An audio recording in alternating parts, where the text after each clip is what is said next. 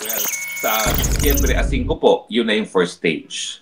Tatanggapin ng hukuman yung mga rekomendasyon ng mga independyenteng mga doktor. Kung isa ho kayo sa nagmamahal kay Tatay Digong, ito hong video na ito mga ka-update, para ho sa inyo. Kasi mga ka-update, sa darating na 3 araw, etong mga doktor hong nagkukonsulta kay Pangulong Duterte, sila ho ang magsasabi diyan sa ICC judges na kung fit to trial pa ho si Pangulong Duterte, kung kaya niya pa bang depensahan ang kanyang sarili o kung kaya niya pa hubang magsalita sa harap ng milyong-milyong tao. Di ba mga kapatid? Tulad na lamang ho nito. Kaya mga kapatid, ito hong 3 araw na paparating na ito, ito na ho yung hinihintay nating sagot. Kaya mga kapatid, pag-usapan na muna ho natin itong ating former president na totoong nagmahal sa kanyang bayan at totoong naglingkod sa milyong-milyong Pilipino. Kaya mga update, kung bago lang ho kayo sa ating channel, isang like, isang share, isang subscribe lamang ho, malaking tulong na ho yan. Rekta na ho tayo dito. Pag-usapan na ho natin ito kasama si Spokes Harry Roque. Apektuhan yung likod ko kung minimum exposure sa lamig at kung meron namang sasakyan. No? Pero anyway, today po, pag-usapan din natin kalusugan, estado ng pag-iisip, estado ng katawan, kailan siya magiging dahilan para hindi matuloy ang paglilitis kay Tatay Digong. Well, pag-uusapan po natin ito kasi in 3 days time, December 5, deadline na ng mga doktor isumite ang kanilang rekomendasyon kung si Tatay Digong ba ay nasa sapat na pangangatawan at pag-iisip para harapin ang mga paratang sa kanya para humarap sa pagbibista dyan sa International Criminal Court. Ano ba magiging batayan ng ICC kung sila ay magdedesisyon na hindi na nga, wala na nga sa sapat na kondisyon ang pag-iisip at katawan ni Tatay Digong para harapin ang kaso laban sa kanya? Well, unang-una po, no, hindi po ito kauna-unang pagkakataon na sasagutin to ng korte. Marami na po naging desisyon, lalong-lalo na hindi lang sa ICC, kundi mga international tribunals. Bago po kasi nagkaroon ng ICC, meron na tayong International Tribunal for the former Yugoslavia at saka yung sa Rwanda Tribunal, no? Na nakabase yung Tribunal for the Yugoslavia dito sa The Hague din, no? Nandito pa yung building po nila. No? Actually, halos tapos na ang pagbibista ng Tribunal for the former Yugoslavia pero meron pa silang winding down, no? So may mga kaunti pang tao sila at nakikita ko paminsan-minsan na dito sila kumakain malapit sa akin dahil malapit din ako sa building ng dating Tribunal for the former Yugoslavia. No? So marami na mga nadesisyonan ang Tribunal for the former Yugoslavia at saka ICC kung kailan ang estado ng pag-iisip at pangangatawan ay magiging dahilan para sabihin ng hukuman na hindi na kaya harapin ng isang nasasakdal ang kaso. Ayan mga ka-update, malinaw na ho yan kasi tulad ho nitong sitwasyon ni Pangulong Duterte, around 70 years old lang ho kasi mga ka-update. Medyo, minsan ho kasi, hindi naman ho natin nilalahat, kadalasan ho, pag nasa 70 ka na, or 70 pataas, 60 pataas, minsan ho, marami na ho nag-uulyanin. Ano ho ba yung nag-uulyanin? Yung akala nila, katulad ho ng may ginawa ho silang isang bagay, yan, naglinis ho siya, yung matanda. Pero, maiisip ho niya, hindi ho siya naglilinis. Yan, yung ano na po yan mga ka-update nasa utak na ho ng isang matanda. Lalo na ho itong si Pangulong Duterte. 80 years old na ho yan. Imposible ho, wala hong karamdaman yan. Imposibleng walang nararamdaman na ho yan. Sa lagay niya ho, sa estado ho ng kanyang kalagayan, buhay, isipin niyo ho, 8 buwan na siya nakakulong dyan. Sa loob ng 80 years old niyang edad. Mahirap ho yan. Tingin niyo ho ba nakakakain na maayos yung isang matanda sa kulungan? Samantala dito sa ating bansa, pag nasa 60 ka nga minsan, ina-absuelto ka na. O yung edad pa ni Pangulong Duterte na 80 years old. May sarili naman ho tayong jurisdiction. Kaya pwedeng-pwede ho siya. Mga kabdik, iuwi. Kasi sa kalusugan ng ating Pangulong Duterte, mga kabdik, mahirap na hong gumalaw. Kailangan niya pa ho ng tulong sa ibang tao para makatayo, makalakad. Kailangan niya ho ng tungkod. Marami hong gamot na tinitake ang matanda dyan sa ICC. Diba? Kaya itong mga doktor na pupunta ho dyan sa December 5 na magsasubmit sa kalagayan ni Pangulong Duterte, yan na lang ho yung pag-asa natin. Isa ho yan sa mga pag-asa natin, mga kapatid. Kailangan ho nating malaman kung fit to trial pa si Tatay Digong. Diba? Hindi ho naiisip ni Marcos Jr. yan. Puro pang sariling interest puro mga kasamahan niya ho, kaibigan niya, yung naiisip nila. Pero yung mga milyon-milyon Pilipino nagmamahal dyan sa isang matandang kinulong ho nila sa ICC, matindi ho yung galit dito sa Marcos administration. OFW galit din dito sa Marcos administration. Isipin mo, Marcos Jr., yung tatay mong diktador, yung tatay niyang diktador, mga ka-update, pinalibing pa ho sa libingan ng mga bayani ng isang Duterte. Dahil mga ka-update, kahit na diktador yung tatay ho niya, narespeto pa rin ho eh. Dahil matanda, patay na, wala na eh. Pero itong si Tatay Digong, mga ka-update, ganyan ho yung ginanti niya. Bakit ho ginantihan ni Marcos Jr. itong si Pangulong Duterte? Kasi ho, nung nangangampanya pa lang si Bongbong Marcos, mga ka-update, tutol ho siya na magkampi si BP Sara at si Bongbong Marcos. Ayaw niya hong magsanggayan. Totoo ho yan. Huwag na ho tayong plastikan. Ayaw ni Tatay Digong na maging kakampi ni BP Sara. Ikampanya ni BP Sara itong si Bongbong Marcos. Bakit ho? Kasi meron ho kaso yan si Marcos Jr. Nasa PIDEA ho yan. Isa ho sa mga, alam nyo na yung Coca-Cola. Nasa mga watchlist po ng PIDEA si Marcos Jr. Kaya noong lumuklok ho siya, tingnan nyo, ilang buwan lang ho. Bigla ho siyang kinulong. Ilang taon lang ho pala yung lumipas, hindi pala buwan, mga kabdi. Diba? Yan ho yung ganti niya. Kasi si Tatay Digong, mga kabdi, lahat ho alam niyan. Alam niya na ho yung takbo ni Marcos Jr. Yung karakas at baho niya. Diba? Kaya wag niyong ipagkukumpara si Tatay Digong kay Bongbong Marcos. Bakit ho? Tatay Digong ba gumagamit? Hindi. Si Marcos Jr., alam niyo na ho yan. Nilantad pa ng kapatid niya. Hindi nga lang ho siya. Pati ho yung asawa at anak niya. Ganyan ho kalupit yung Marcos administration. Nasa dugo na ho talaga nila yan, mga update. Di ba? Laban sa kanya. Well, ang criteria talaga, ang criteria na tinitignan ng hukuman, kung kaya pa ba na akusado na sumapi ng tama doon sa kanyang paglilitis. Okay? Now, ano ibig sabihin nito? Well, sang-ayon po doon sa Rome Statute mismo, ang titignan ng hukuman ay itong mga bagay na ito. No? Kung naintindihan pa ni Tatay Digong kung ano yung anyo na at saka yung dahilan ng paglilitis laban sa kanya. Pangalawa, kung kaya pa ba niya magbigay ng mga tamang instruction sa kanyang mga abogado. Pangatlo, kung masusundan pa ba niya yung mga ebidensya laban sa kanya. At pang-apat, kung siya ay pwede pang sumapi at mag-participate, no, sa kanyang depensa. So ito po ay mga desisyon na ng ICC mismo doon sa kaso ng Strugar at saka sa Gbagbo. No? ICC decision po yan. Now, pagdating naman po sa international standards, no, hindi lang sa ICC, kung hindi kasama na yung International Tribunal for Former Yugoslavia at saka sa Rwanda Tribunal, ang mga batayan ay unang-una po naintindihan pa ba kung ano yung mga paratang laban sa kanya at anong mga consequences kapag napatunayan yan. No? Kung naintindihan pa ba niya yung mga papel na ginagampan ng lahat ng mga kasapi sa paglilitis, kasama na hindi lang yung mga maestrado, hindi lang yung mga prosecutor, hindi lang mga defense, kundi pati na yung mga biktima at saka yung victims counsel. No?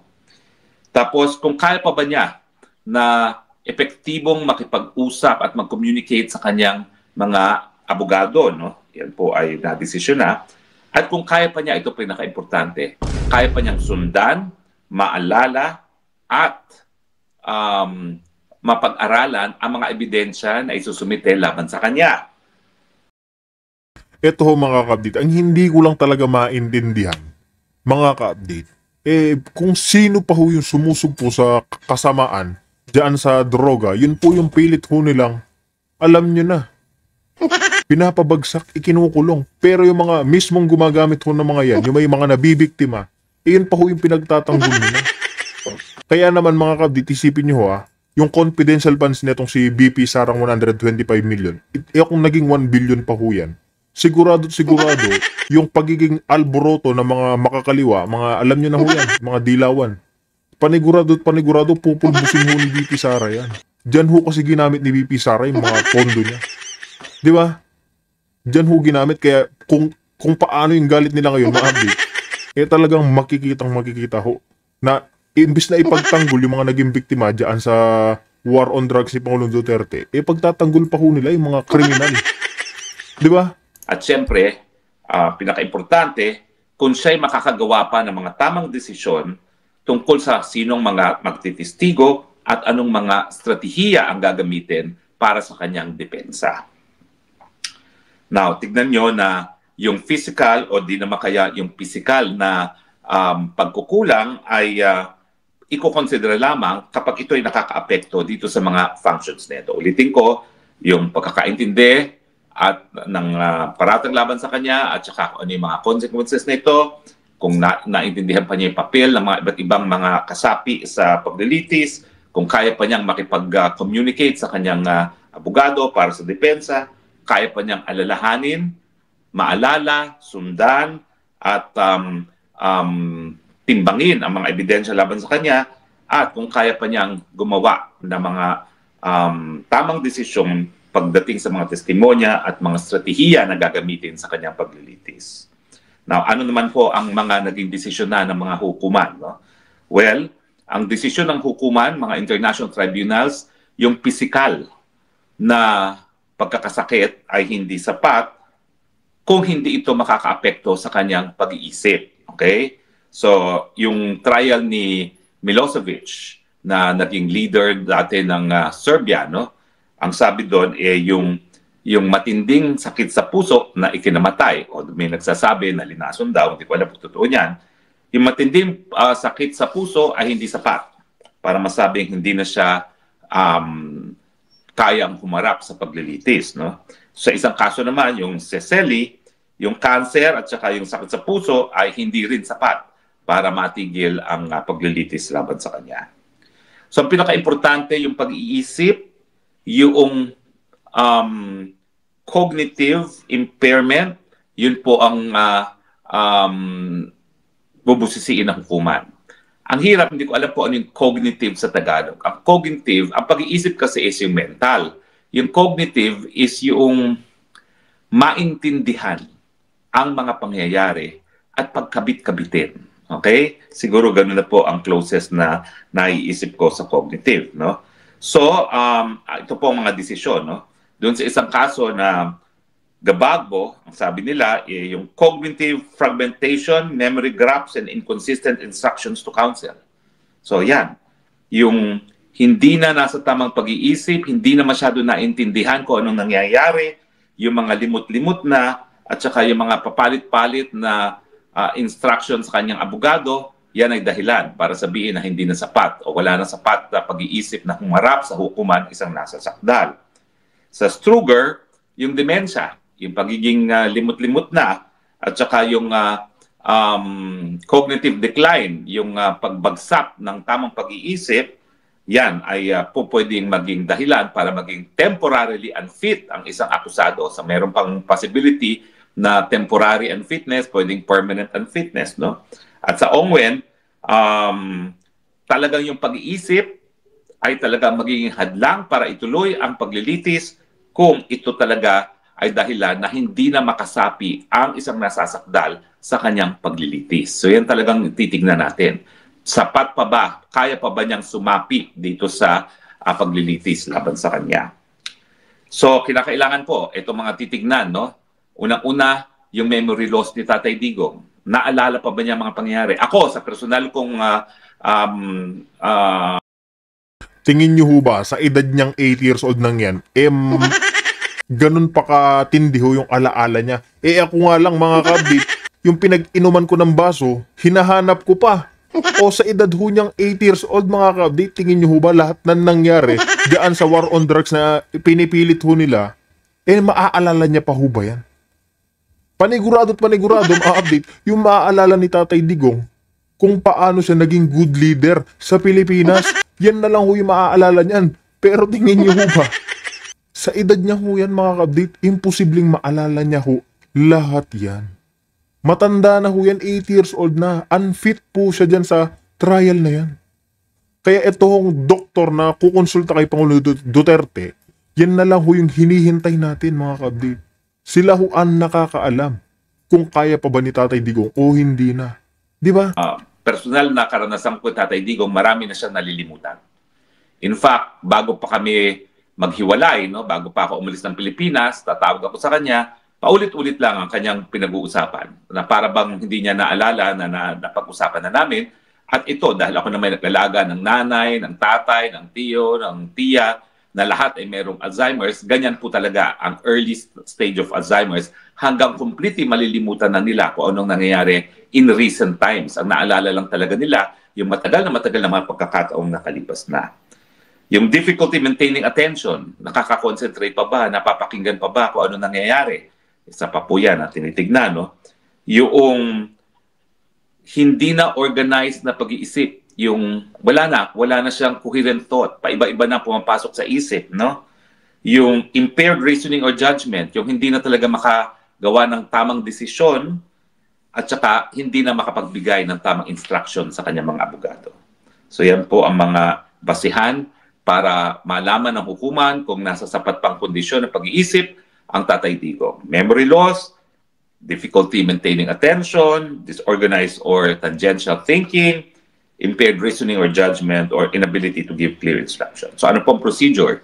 Well, sa Disyembre 5 po, yun na yung first stage. Tatanggapin ng hukuman yung mga rekomendasyon ng mga independenteng mga doktor. Now, siguro sabihin ko lang dito, 2 beses po na tinanggihan ng hukuman yung rekomendasyon pagdating sa mga eksperto na ibinigay ng court register. Kapalpakan po yun, ha? Mantakin mo, magre-recommend ka sa International Criminal Court ng mga doktor para mag-evaluate, palpak naman pala. Yung una ay suspendido pala ng kanyang medical board. At yung pangalawa naman, ang dami-daming social media posting laban ng kay Tatay Digong. So nawalan po sa aking pag-iisip at sa aking tingin ng kredibilidad yung court register, yung clerk court, yung tawag datin, clerk of court, yung court register, dahil silang dapat merong listahan ng mga eksperto na po pwedeng maging testigo pagdating dito sa mga bagay-bagay na ito. Pero sa tingin ko, nawala ng kredibilidad yung register na 2 beses, palpak ang kanyang rekomenda. Mantakin nyo, suspendido sa medical board niya. Gagawin mo expert witness sa ICC. Tapos yung isa naman, expert witness, dapat impartial, ang dami ng social media posting, no? Pagkatapos niyan pagkatapos mag-order sa mga doktor na pag-aralan, ay i-require sila isubite ang kanilang mga findings. Ano ba yung mga hinihinging findings? Number 1, neurological and psychiatric. Ano ba yung diferensya? Well, alam ko yan eh. Kasi ako bago ako inoperahan, ang unang pumunta muna sa akin ay pinapunta muna ako sa neurologist. Ano ba yung neurologist? Nerves. Tinitignan nila kung merong mga diferensya sa nerves. Sa aking likod, syempre kasi yung mga nerves dyan, connected din sa brain. Okay? Yung, kumbaga, yung mga nerves, yan yung mga pinagdadaanan ng mga senyales galing sa ating utak. At syempre yung psychiatric, yan ang tinitignan kung meron na talagang depekto sa pag-iisip. Okay? Tapos, papayagan din ang depensa, mga abogado ni Tatay Digong, magsumite ng kanilang sariling expert witnesses. No? At titignan din ng hukuman, ha? Yung mga actuations, yung mga galaw ni Tatay Digong. Titignan nila kung paano siya nakipagkonsulta sa mga abogado niya, sa mga interviews, yung mga prior statements niya, at yung kanyang mga pag-a-appear sa hukuman. Now, ano po pwedeng maging desisyon ng hukuman? Well, una-una po, sasabihin, fit to stand trial, in which case, tuloy. Ibig sabihin, i-schedule muli ang confirmation of charges. At kapag nagkaroon ng probable cause, diretso na yung trial on the merits. Po pwedeng sabihin na conditionally fit. Fit siya sa ngayon, pero po pwedeng mag-deteriorate pa ang kanyang kondisyon. No? Po pwedeng sasabihin temporary unfit. Well, meron panandaliang hindi na kayang harapin, in which case, recess muna. Pero nakakulong naman si Tatay Digong. Masama yun. Tingin ko yan ay masama dahil pagkakakulong na wala pa rin namang napapatunayang pagkakasala. Or, ang dapat na maging decision talaga at ang tingin ko na maging dapat na decision kay Tatay Digong, permanently unfit. In which case, sa akin, ay dapat talaga ma-dismiss na ang kaso. Pero alam niyo naman ako, sasabihin ko sa inyo, ako naman ay naging professor ng batas for 20 years at ang dami ko na na-publish na articles. Talaga naman po, sa ICC, wala pang desisyon na nagagawa ang ICC na ang isang tao ay hindi na kayang humarap sa paglilitis.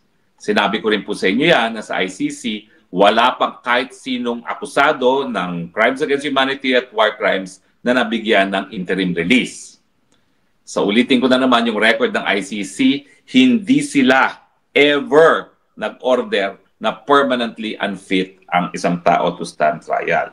Pero gaya ng sinabi ko rin doon sa issue ng interim release, first time naman ito na maglilitis ng ICC na isang 80 anyos na natutumba at tumatamang ulo at limot-limot na. So hindi naman po imposible na magdi-declare sila for the first time na mentally and psychologically and physically unfit si Tatay Digong para humarap sa kanyang paglilitis, in which case dapat ma-dismiss ng tuluyan. So Ito mga kabit, kung hindi ho pinopondahan ni Marcos Jr. yung ICC ha, kasi ito hong si Pangulong Duterte mga kabit, isa pong big fish para sa kanila yan. Kasi tulad po nito, sino ho ba yung mga binabanatan dyan ng ICC?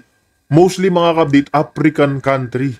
Kaya mga kabit, ngayon nakahuli ho sila, hindi naman ho talaga nila hinuli. Bigla lang ho sinuko ng admin ni Marcos Jr. Kaya ngayon, yung pagbibigay nila dyan kay Pangulong Duterte, parang, oo nga, malaking isda ito. Papakita ho nila dyan sa mga African country na hindi lang mga puro, alam nyo na ho, baka ho, makancel ho tayo. Kasi pag sinabi ho natin yan, marami ho magagalit. Yung mga Afrikano, ayan. Pag sinabi ho kasi, alam nyo na yun mga kabit. Kasi itong si Pangulong Duterte, sa Southeast Asia ho tayo nasa Pilipinas ho tayo. Kaya itong isang big fish na ito, mukhang malabo ho no? Pero imposible pa rin mga kapatid. Imposible pa rin na etong si Tatay Digong, 8 years old na ho yan. For the first time mga kapatid, itong 8 years old na matanda ho dyan sa ICC, pwede talagang bigyan ng interim release. Kasi nga ho, sa tanda ho ni Tatay Digong mga kapatid, nag-uulyan na ho siya. Yung nagkakamali-mali na ho. Hindi na ho masyadong alam yung kanya sinasabi, natutumba na pag tumatayo, kailangan pantulungan. Diba? Kaya mga ka-update, yan po yung pinakahihintay natin. Hintayin ho natin itong araw ng kanyang paglilitis.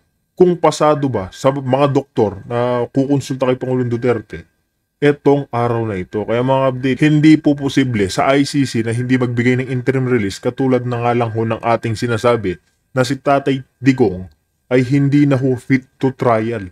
Dahil nga matanda na 8 years old na. Ngayon lang ho maglilitis yung ICC ng ganyang katanda na akusado. Kaya mga update, kung meron ho kayong komento, reaction, pag-usapan ho natin sa ating comment section. Dito na ho natin tatapusin ang ating reaction video.